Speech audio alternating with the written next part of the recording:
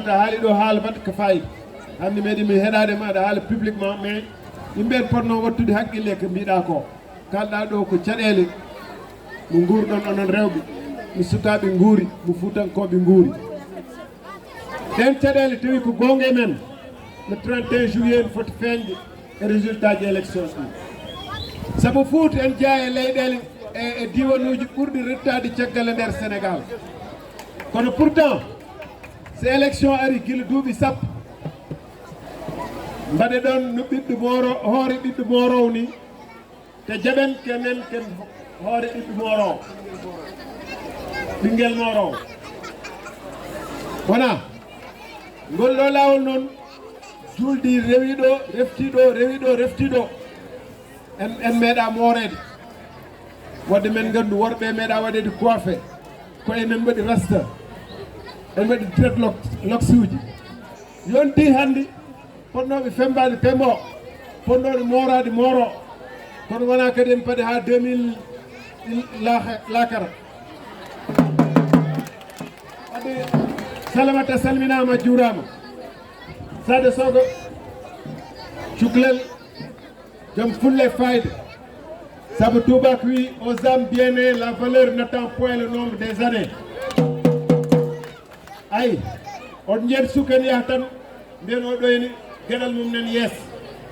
walla ko mum ko walla o ɗo ko fajiri ko cuklel jiɗɗo laamade Seydina Omar walla Seydina Alioune no gonon nde Seydina Alioune tigui keɓani duuɓi capantati enen mbawi wiide noon ɓen ko Allah waɗi gueɗe mumen kono ko mbaɗir ma ñemben o ko suku bawɗo mawɓe ganduɗa kewɓe ganduɗa bonnude Fouta e bonnande Sénégal tan goniri ɗo kalta goo mbatta ko fewi te kala ko dañi karnat ɗum ko Dakar to so élection yonti noon gara en mbiyen puttodira e yimɓe Fouta mbeɗa yetti mbeɗa salmina Ibrahima Diallo somi yettimomo noon mi yetti dendagal immigré saabu tawi tan kalis e paggotono soɓe keeɓi e mbaɗa étage uji mabɓe Dakar walla Libreville walla États-Unis ɗon ɓuuri welde faggade gewdi par ce que kala ko luuɗa toon ɗon ɓuurat barkinde kono soɓe gartiri jawdi mabɓe ha ɗo en mahini moon école aji en mahni on poste santé ji en mahni on jumaji en mahi kuɓeji mabɓe onon mbawi hen hodde en mbaɗi boyli en mbaɗi forage uji ɓen ko Allah jogui jobdi mabɓe on jogaki jobdi mabɓe saabu so wonano immigration hande ma Fouta ɓuuran tampude donc dendagal diaspora Sénégal tengti hen noon diaspora ɗanniyankoɓe Foutankoɓe gonɓe Amérique gonɓe Gabon gonɓe Angola gonɓe Maroc kalɗe mbawi hettude leydi ndi e aduna o ɓe mbiyama Allah jarama en jarama te ar Sénégal en andi darde mabɓe ɗum waɗi en waɗi contrat de législature o toɓɓere ganduɗa ko kamɓe desna ɗum ma balli ne mbaɗiri banque aji ganduɗa kalis neɓe nannato ɗo ma rewe ɓe laaɓi te seɓe joguima projet ji ganduɗa mbayɗono Ibrahima walla ne waɗiri hôtel walla walla ne waɗiri ɗo lycée privé walla walla ne waɗiri ɗo business goɗɗo ganduɗa ma ɓiɓɓe Fouta e ma ɓiɓɓe Kanel naftoro en tollima e jamanu oɗon ganduɗa ko investisseur uji locaux ji manam nannoɓe ɗo kalis businessman uji locaux ji mbasa ɗum wadde tan e commerce mais mbaɗ ɗum ko ganduɗa en jibini goɗɗum jawdi ɗum ɗon en tolnima e jamanu oɗon te gouvernement Sénégal foti darade walla ɓe ɗum ɗon toɓɓere spécial min mbaɗi ɗum e contrat de législature amen woni programme momin anniyi wadde son desni amen majorité assemblée nationale majorité min jiiɗi o wona tan pour habde Macky Sall wona pour wullodirde wona pour ƴettodirde ko majorité ganduɗa ene ko miijoji e peeje darne pour que Fouta leydi wertinde ɗo sa ɓeeti ɗum so tawi hectare uji 4 hectare goto remete hen hande un quart 25% leydi Fouta remete vallée fleuve Sénégal te so remanoma kan leydi ndi foof so remanoma hande Fouta heyɗata Sénégal heyɗata sa yi Casamance kazalika leydi ndi toon ene leppi ene waɗi ndiyam 12 mois sur 12 manam lebbi sappo e ɗiɗɗi fof e hitande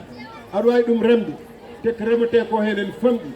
wiye noon enen maayi heege an enen ɗum waɗi enen jurmini gueɗe men ni so tubakoɓe walla woɓɓe en ƴeew ɗum mbiyat ken hersini hono ɓe mbawi timde leydi ndi ɗo wertini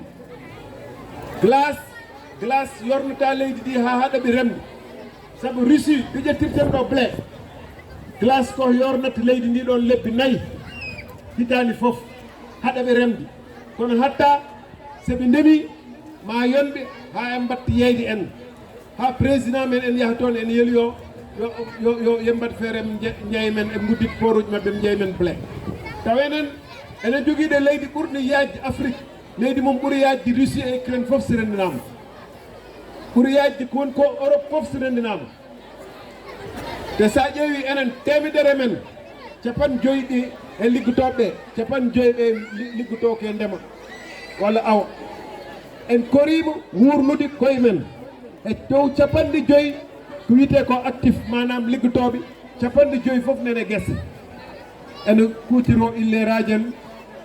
daabaji en hewɓe peu d'entre eux famɗi hen joguiɓe chariot walla tracteur taw noon sa yeehi to Russie to ɓe ƴettoy toon ɗeble temedere he mabɓe ɗiɗi walla tati tan ndemata en gurno koye mabɓe ha en gurnu men ko woni caɗele men woni gandal ngal e peeje ardiɓe ɓe saabu sa yeehi ɗo ene Lac de Guiers ɗo e Mbane ma yi Indien ƴen jog totta toon 3000 hectares uji ujunnaji tati keɓe ndemat ko toon sonno ken reme ɗo e vallée du fleuve o ma aɗa wawi wadde 30 000 hectares taw a yaltinan toon keɓe jaltinde koye 3000 hectares firti ko wona leydi men ndi woni ko fewani wonno koni ko barkinami firti wona enen liggotoɓe par ce que Indien ƴi wona kamɓe liggoto e liggonto ko Sénégal naaɓe firti ko probléme o woni Indien o ko addiri gandal addiri moyen ji addiri peeje ɗon gouvernement de Sénégal fatte peeje e gandal e moyen ji pour que yimɓe Sénégal e sukaɓe Sénégal mbawa dañde li liggi ɗum koriɗen dañde e mabɓe ɗum waɗi sukaɓe men en jaaha caggal leydi en naate e laaɗi en maaye e désert uji saaha foof wondiraɓe Fouta en wawno wayde hon ko serte ko guurten ko sa ittino Foutankoɓe foof a wiɓe luuɓe kamen leydi ndi jeeye Mauritanie walla jeeyeɗa e waalo paɗon ɗon duuɓi nawgas gadda ɗo israélien ji walla indien ɗo duuɓi nawgas e 5 ma leydi ndi wattu yaltinde kene yeeye Afrique foof to ñaami wadde probléme o kay ardiɓe sen jiiɗi noon sukaɓe men ɓe jangga tawɗo aduna mbayliɓe jaaruɗo yeeso en cangeat jaɓɓal firti gaccen politique bonɗo oɗo saabu politique wona PMU politique wona PMU 31 juillet mon jii wat arɓi walla 29 juillet ni fuɗɗoto 30 walla fuɗɗiminima taw gaddir bakande kalis en mbimon 5000 nemi sa wotini puccu ngu min tottuma 5000 sa ari min tottuma 5000 goɗɗo puccu wotante tan ke PMI puccu wotante tan ke PMI te politique wona fijirde on gandi puccu ngu ɓiyamɗo ngu on paami ha ala ko kanko mais que ɗi politique wona PMI politique wona fijirde neɗɗo sen kalken waɗa hen yo wat saabi Allah ko ɗum woni fuutankagal ko ɗum woni ndimago ko ceerno Souleymane Balen jangguin en kalko neɗɗo waɗa yo waɗa hakkude mum e Allah so neɗɗo haali yo haal gonga yo waɗa saabi Allah le 31 juillet ma en duttini ma Kanel naaɓe ma Sénégal naaɓe namni duttini konngol wona Macky Sall haalata wona député ji moon kalata ko onon tigui kalata onon tigui cuɓoto entre 8 heures et 18 heures so 18 heures yoni so puccu ngu gañima firti mbiɗon ko tampere nde yonani wiyete ko Fouta tampi wona gonga tampere nde yonani ko wiyete ko gurdam nde saaɗi kilo maaro hande hay goto heɓata kilo diwlin hay goto heɓata liggey ala wiite ko ɗum ɗon ene woodi woodani on jonniraka taw e tampere nde le 31 juillet goote ar Sénégal ko yimɓe ganduɗa jaam fotaka son ƴeewi mbayɗeno juge Ibrahima Hamidou Déme ganduɗa hen ko juge wonno ñawowo poste mum ɓuuri poste député yoɓteno ko ɓuuri jobdi député te ay goto wawa ɗum ittude député chaque 5 ans en wawi mandat mum jofo ɗon gasa kanko ha o yaha retraite ha 65 ans moto heɓ salaire makko hitande foof no ɓeydo taw ko fuɗɗiri ɗo ɓuuri salaire député te hay goto tambintama e parrainage uji e ko way noon kono jooɗi ha jammajo ɗanaki saabu ƴeew hakkude makke Allah o yii no ñawirte ni e Sénégal rewani lawol gona miskinalla aɗa garda galle taw 8 heures ha 8 heures subaka ala congé ala foftade ko ñoɓeteɗa ko yonani gujju rewro ma caggal naate gallo wooda ko sorti ɗon mbiyeɗa an wucci naweɗa tokeɗa lebbi taw ka toñaɗo taw wona an itti mais a momi taw galle oɗon milliard uji nan ɗon an aɗa yoɓe 80 000 taw jomum nen resi ɗon milliard uji gujjaji wona on gandi milliard uji no gujje e galle ɗum ko Sénégal tan waɗi Sénégal tan galle milliard ujjite e galle wadde juge Ibrahima Hamidou sehi ha ganduɗa ene haqqille mum rokki ɗum ɓerde mum e imanagal mum haɗi ɗum kontinde wiide waɗa juge wi démissionni on enen potno yaade gaddi en ɗum mbiyen ɗum an alay saago mbaɗa politique alay saago gona député so darima o jeeyama e liste e woɓɓe wayɓen makko rimɗuɗe nunɗuɗi so jeeyama e liste sen gacci liste oɗon woni ar Sénégal oɗo wayɓene ceerno Bokum en Cheikh Oumar Sy en gacci liste oɗon en cuɓi liste ganduɗa ko trafiquant ji passeport goni hen oɗon gandi trafiquant passeport ɗiɗo goni trafiquant de devise walla sippirteɓe assemblée nationale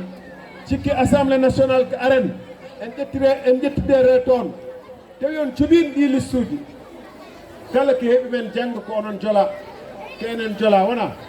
Allah jarama on jarama cuɓuɗen liste ar Sénégal joftirami noon élection ji ko élection ji mbaɗɗe importance e histoire Sénégal saabu enen foof enen eje ko président gonɗo ɗo o gollima o gollaki ɗum wona haalte ɗum wona haala ka moni foof e men en wawi ɓedde beele o gollima o gollaki kono kam o wino no Ablaye Wade wonde ɗo no waɗi nde 2 mandat o wino ko Ablaye Wade no wino en waɗa 3e mandat kanko mandat ji président elle julde subaka ko rakkaji ɗiɗi ko darɗe ɗiɗi o wino Ablaye Wade wiyen wadde darɗe tedɗeɓiji on nangue muttimo woyi subhanallah on sali nande sali heɗade wona e foof en ciftor haala ka ɗon no arne ɗo om daara 2e mandat o haali o leeri o wi ko kanko so dañi mandat 2e mandat 2019 ɗon haɗata en nani ɗum walla wala o haali ɗum ɗo e Kanel o haali ɗum Matam o haalni ɗum seerenɓe men fof hanki noon enen ganduɗon ha joni e hannde ganduɗen Fouta so wi harme jaam jeeɗiɗi ko harme jaam jeeɗiɗi so wi mo fenata mo wujjuta fenata ɗum wonno Fouta ɗum wonno Fuutankagal so watti noon erdiɓe Fouta hannde en mbi enen wadde makko pour 3e mandat yo mbimo subhanallah kanko Macky Sall le 31 juillet mbiyenmo subhanallah Macky Sall par ce que o fayi ko 3e mandat onen foof e makko enen pop ndenden mbiyenmo subhanallah saabu so wona ɗum o fayi ko 3e mandat te ɗum ma dillin leydi ndi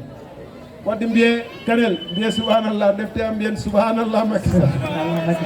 subhanallah Macky Sall pas de 3e mandat wadde de 31 juillet ƴette kayitel ngel ɗo eni bulletin oɗo ar Sénégal ɓe ko Fuutankoɓe tigui ko Sénégal naaɓe tigui so mbi harme jaam en jeeɗiɗi mbi harme jaam en jeeɗiɗi miɗo ɗo so wimon harme jaam jeeɗiɗi gasi konngol am waynetaka e woɓɓe donc ɗum woni fuutankagal ɗum woni neɗɗo gotel listo ɗo mbasen herƴindi tariha men tariha joɗɗo enen mbiya enen ndew mo ganduɗa en jiiɗi addude leydi ndi fitna par ce que en jiiɗi ɗo addude ko ganduɗa en jiinɗo ɗo rewi ɗo woni ko wadde ko wi en reftuɗo en ɗum en potani ɗum jaɓɗen potani yaddude jomumen Allah jarama on jarama Ibrahima on mbaɗi ɗo henne vraiment ko weeli yiide e ko deƴni haqqillaji kono jokken golle Oumar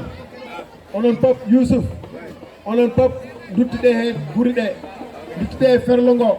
duttuɗe e Dande Maayo naate e guuri ɗe pop kolliron bulletin oɗo kaldon e yimɓe mbiyen en mbi enen pop Fouta nane subhanallah Fouta wona titre foncier ko contrat wonno ko bayi wonno le 31 juillet kollirenɓe ko contrat wonno ken kepti contrat men en ketti leydi men enen ndesoy ɗum woɓɓe Allah jarama ko yarama d'être ce soir en terre du Fouta particulièrement dans le département de Kanel et dans la commune de Kanel, accueillis par une foule immense sous la direction de nos candidats de la coalition AR, où se distingue Ibrahima Diallo, Maïmouna Diallo, je vais parler en parité, Sada Sogo et Keneme, Salamata Keneme. Je voudrais aussi saluer la présence de Mariam Lam, qui est notre candidate dans la commune de Matam, de Ahmad Sok, qui est un de nos responsables de la diaspora ici présent, qui vient de Libreville. Ibrahim est venu particulièrement pour prêter main forte à la coalition AR. Il est venu hier des États-Unis. Et à peine posé, il est là parmi nous. C'est un geste assez considérable. Il vient ajouter, prêter main forte au reste de l'équipe qui s'est déployée jour et nuit depuis des semaines pour pouvoir conscientiser et faire connaître la coalition AR, qui est une coalition récente. On a toujours dit que le Fouta est un titre foncier. Mais un titre foncier, on ne renouvelle pas le bail par intervalle régulier. Or, le 31 juillet, le peuple souverain va se prononcer et seul le peuple a le droit de dire à qui il va confier le bail pour les prochaines années.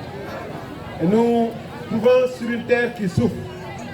sur une terre qui a crié son désespoir en disant une Tampi, Fouta Tampi. Et le président de la République lui-même a avoué que le Fouta a subi un traitement particulièrement injuste en disant que Hori Moro, Pingel Moro, ce qui veut dire que le fils du cordonnier ou le cordonnier est le moins bien chaussé. Parce qu'en République, il n'y a pas de fils de cordonnier. Il n'y a pas de fils ou de filles de tresseuse. Il y a des fils et des filles de la République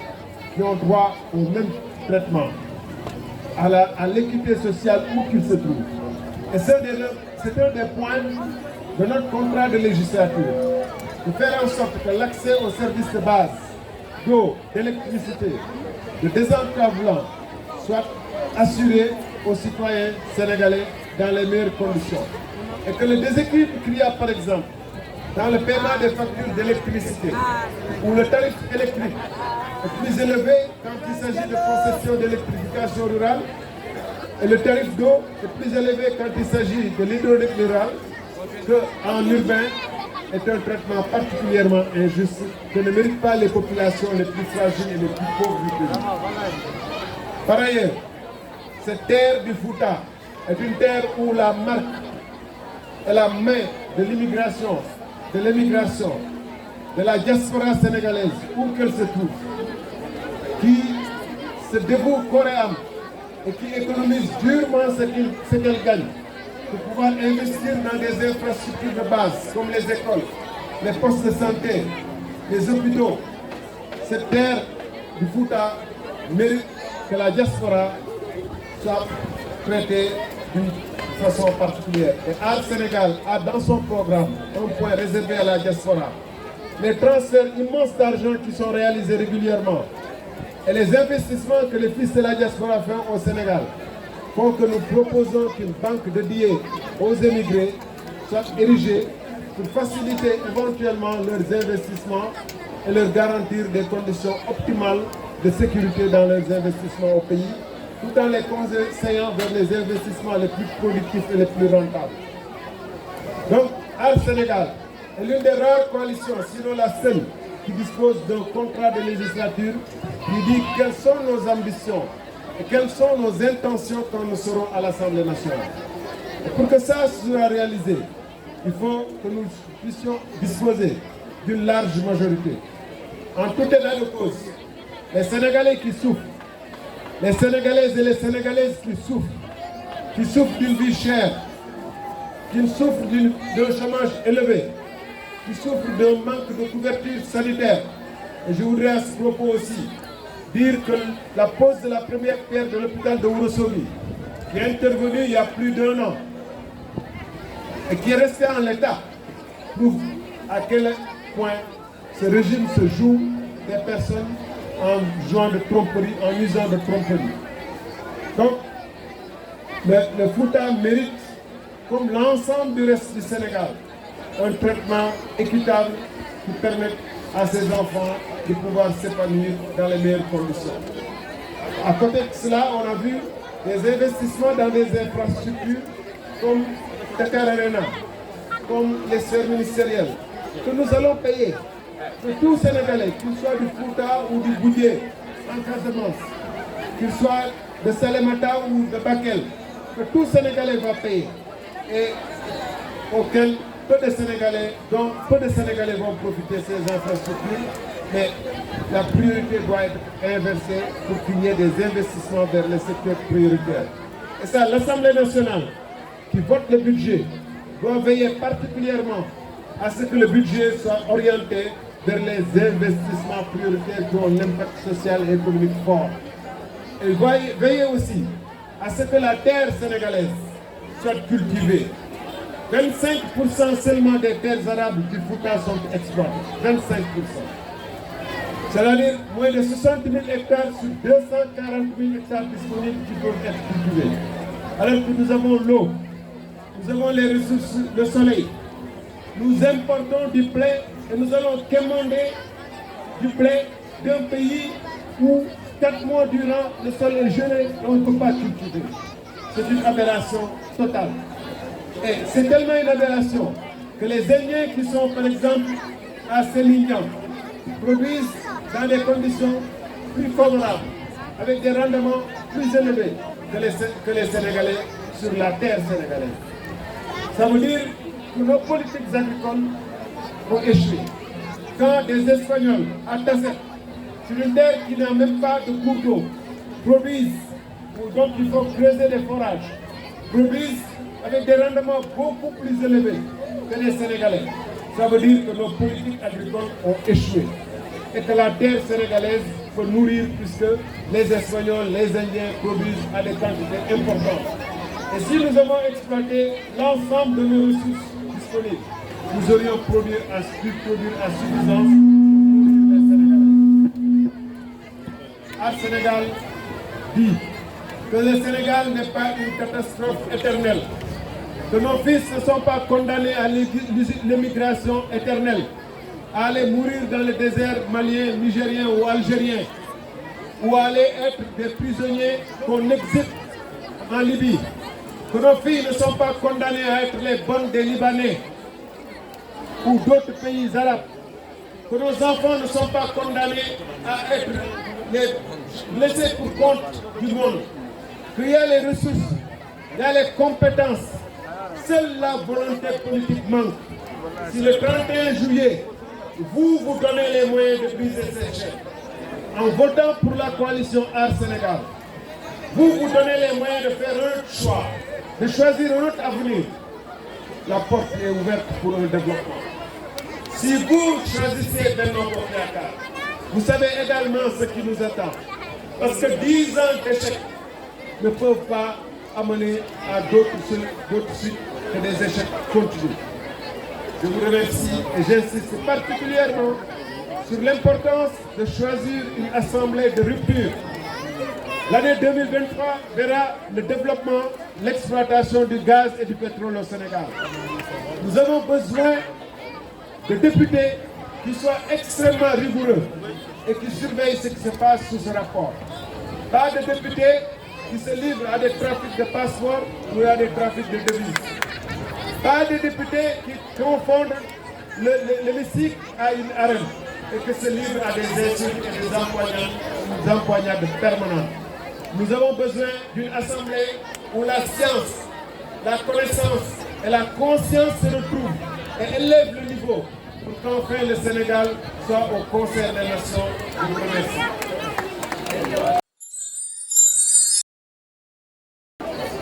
Et justement, je dis souvent que c'est des questions de choix stratégiques.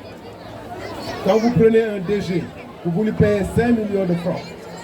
dans un pays où vous ne pouvez pas mettre des spécialistes pour guérir des personnes dans des hôpitaux. C'est une question de choix. Pourquoi un DG de société qui passe le 30% de son temps à l'étranger, qui nous coûte cher à des billets d'avion de première classe? J'ai été directeur général, je sais de quoi je parle. J'ai été dans le système, je sais de quoi je parle. Vous allez à l'aéroport de Dias, particulièrement un vendredi ou un samedi, vous voyez des DG partir et d'autres arriver. Qu'est-ce qu'ils vont faire à l'étranger? Rien, absolument rien. Dormir dans des hôtels. Cet argent-là, c'est votre argent, c'est notre argent. Il faut qu'on réduise les dépenses futiles et qu'on investisse dans les dépenses utiles, c'est-à-dire mettre des spécialistes. Je dis aussi, vous voyez des cases de santé où il n'y a même pas d'infirmiers ou de sages-femmes dans les plus profonds du pays. Et on peut inventer un système où non seulement il y aura les sages-femmes, mais il y aura une ambulance à ta disposition et un numéro de téléphone sur lequel on peut le joindre à toute heure. Et il y a d'autres systèmes qu'on peut mettre en place qui sont dans nos programmes. Donc, comment payer un DG 5 millions de francs CFA, lui donner une voiture de 90 millions et empêcher aux populations? Et vous voyez le nombre d'agences qui est hypertrophié, le nombre de ministères qui est hypertrophié. Et refuser aux populations un spécialiste, parce que le spécialiste, pour qu'il reste ici, il faut que vous le payez en conséquence, sinon il va aller à Dakar ou Thiès faire des consultations, gagner plus que ce qu'il gagne dans le public ici. Sauf s'il a une vocation vraiment de servir qui est très très ancrée. Mais on sait que les injustices sociales qu'il y a ici empêchent beaucoup de devoir se sacrifier, parce que le sens du sacrifice tend à disparaître puisqu'il devait venir l'exemple venir d'en haut. Je ne vais pas commenter les activités de la coalition au pouvoir. Ce que je vois en tout cas, c'est qu'ils ont orné Kanel de leur portrait avec beaucoup d'argent, de leur portrait sur Kanel, Ourossogui, partout. Ils ont mis leur portrait. Bon, comme s'ils n'étaient pas connus. Bon, je suppose que donc c'est des inconnus en ville qui se présentent. Et que chacun d'entre eux a eu 2 mandats. On peut chercher vainement les projets de loi, les propositions de loi qui sont liées au nom des députés de la majorité. Kalami comme Haldum aussi est Poulard, Mimi. Assemblée nationale aux députés dit, surtout pour le département de Kanel, dernier mandat de Didi, le 2012 Edendo.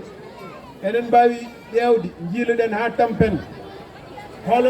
Proposition de loi, madame loi,